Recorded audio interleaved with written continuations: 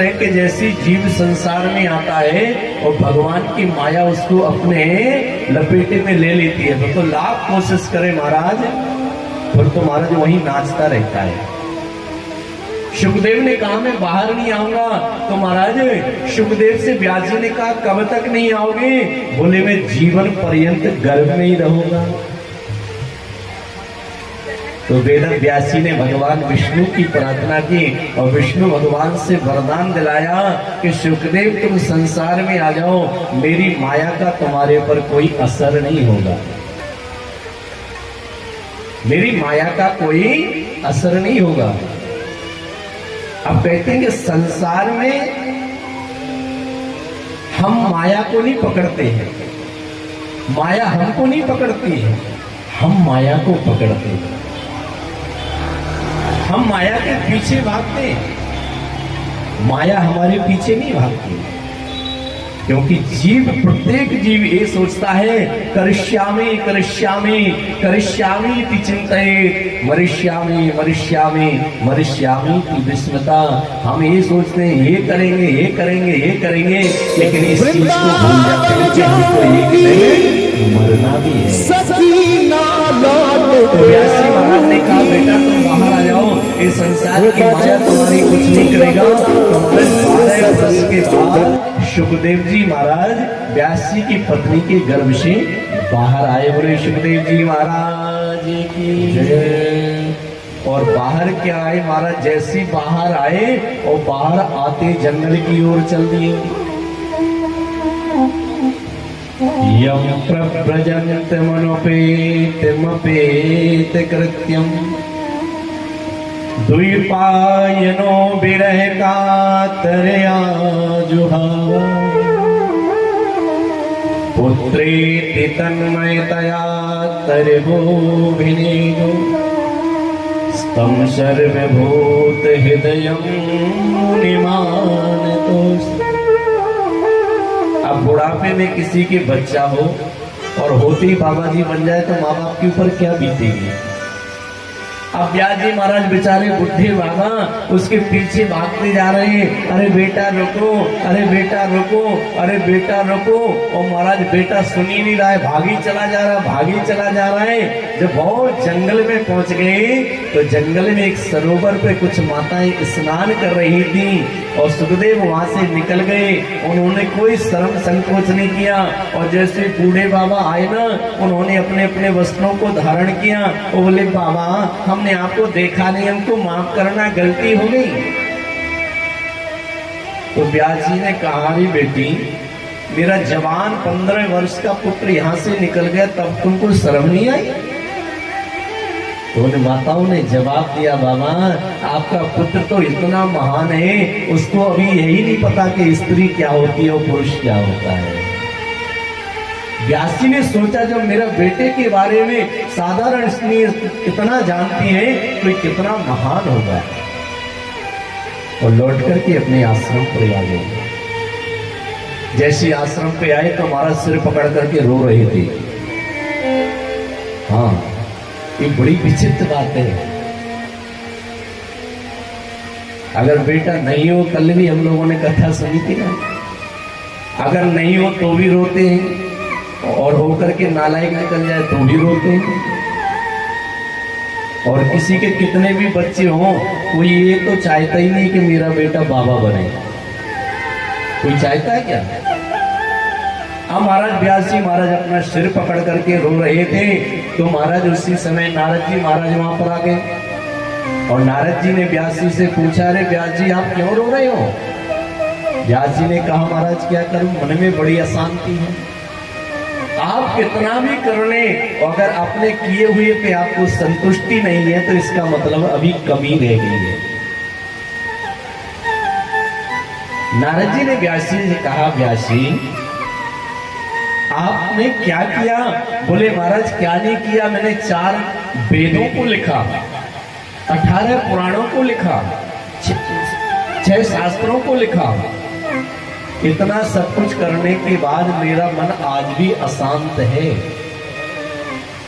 तो आज नारद जी महाराज ने व्यास से कहा कि व्यास जी, अभी आपने सब कुछ किया है, लेकिन भगवान के लाडले, भगवान के प्यारे गोविंद की लीलाओं का जिसमें वर्णन हो, ऐसा पावन पवित्र ग्रंथ श्रीमद् भागवत की रचना आप कर दीजिए, आपके मन में शांति आ जाएगी। अच्छा, हाँ। बोले महाराज, बुढ़ापे में क्या मैं करूं, आंखों से दिखाई नहीं देता है, कलम हमारी चलती नहीं है, और आप कहते हो कि भागवत की रचना करो। ये तो बहुत असंभव है,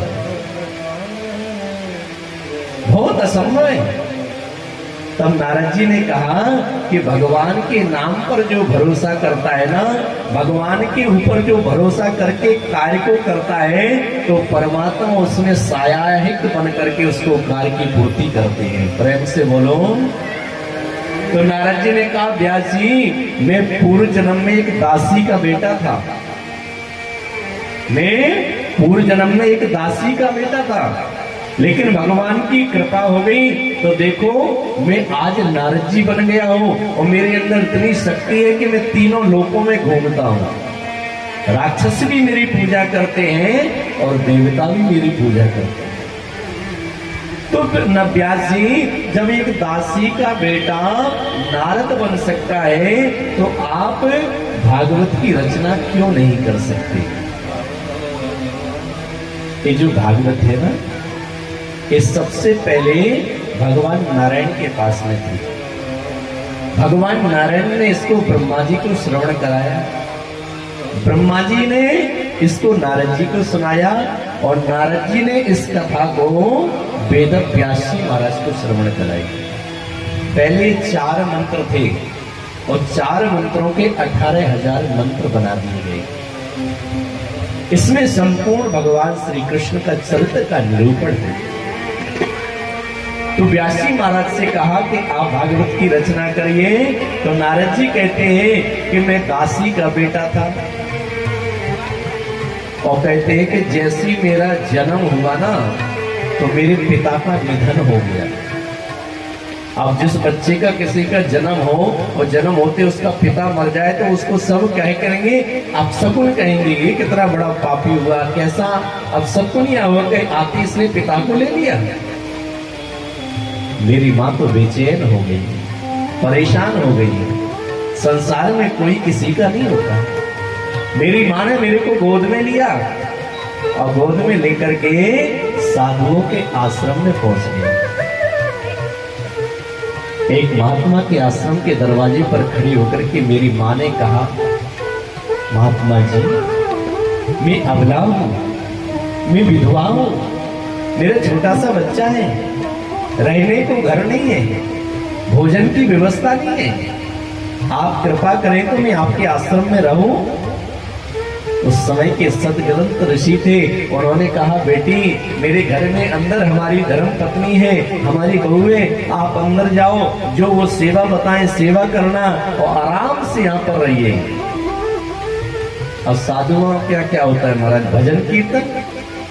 अब महाराज नारद जी महाराज कहते हैं, मैं छोटा सा था, मेरी माँ सेवा करने लगी, अब मैं छोटा सा माँ के पीछे पीछे चलता, तो मेरे से भी कोई सेवा बता देते, बेटा जल भर करके लाओ, बेटा फूल उठा करके लाओ, बेटा हवन की सामग्री लाओ। मैं भी दौड़ दौड़ करके काम करता। एक दिन क्या हुआ कि 10-50 महात्मा आ गए, कुछ संत महात्मा उस आश्रम में आ गए, और वो महात्मा 4 महीने तक रुके।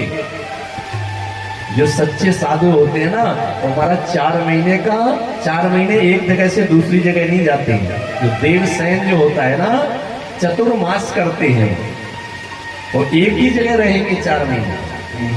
और जैसे चतुर्थ मास आरंभ हुआ, तो महाराज वो सारे के सारे महात्मा वहां पर रुक गए, और नारद जी महाराज का उनसे इतना मन मिल गया कि महाराज ये लगता है कि इन्हीं के साथ में चल रहे।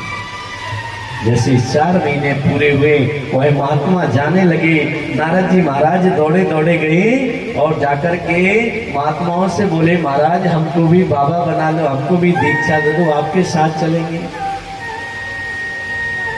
महात्माओं ने कहा, बेटा अभी हम आपको नहीं ले जा सकते, क्यों?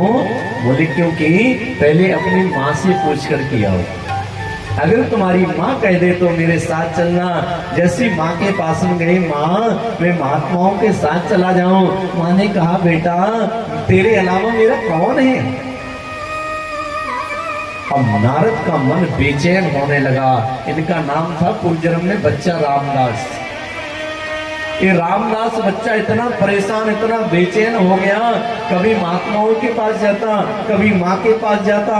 माँ मना करती है, महात्मा कहते माँ से पूछ के आओ। अब तो नारद जी को यही लगने लग गया कि हे भगवान, अभी माता जी जल्दी सुधार जाती तो बढ़िया रहता। प्रेम से बोलो। अब तो महाराज कुछ समय व्यतीत हुआ, महात्मा चल गए। कहते हैं देखो, जीवन में जो इच्छा करी हो मन माई, प्रभु प्रताप कछु दुर्लभ नाही। कभी भी अपने अंदर गलत भावना नहीं रखना चाहिए।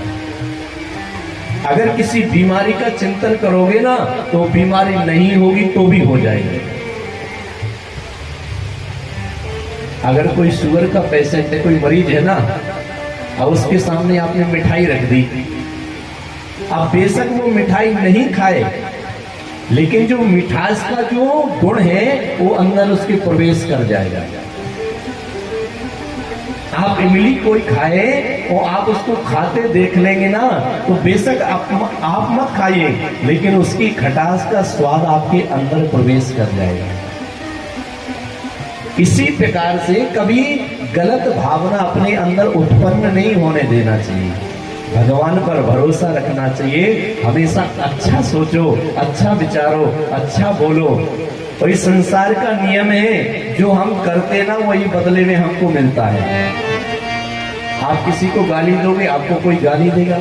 आप किसी को प्रेम करोगे, आपको कोई प्रेम करेगा। आप किसी को दोगे तो आपको वही कोई देगा। इस संसार का नियम है, प्रकृति का नियम है। पृथ्वी के अंदर आप जो बीज बोगे वही बीज उगेगा।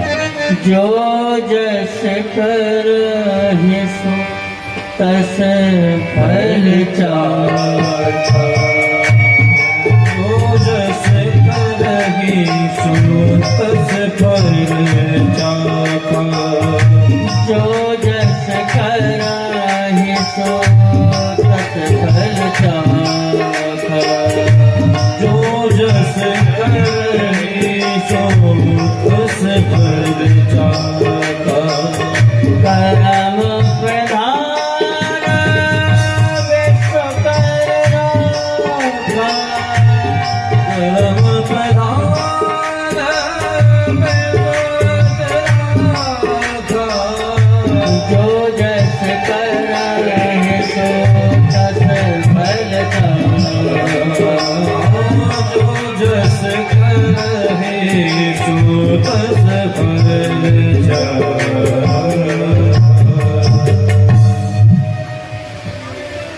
आज नारद जी महाराज ने सोचा कि अगर मेरी माँ जल्दी चली जाती तो मैं भजन करने चला जाता। आज नारद जी की माँ जैसी गाय धोने के लिए गई और गौशाला में उसने देखा कि कोई रस्सी पड़ी हुई है। अंधेरा था, रस्सी और सर्प समझ में नहीं आया, और रस्सी के चक्कर में एक सर्प को हाथ लगा दिया और सर्प ने डस लिया और उनकी मौत हो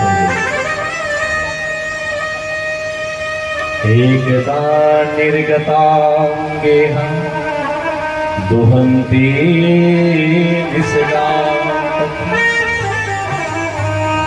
दूध दोहने के लिए गई, रस्सी को हाथ लगाया, वो सर्प था, कितना जहरीला सर्प था, जिसने इसने मुख लगाया उसी समय उसका प्राणांत हो गया।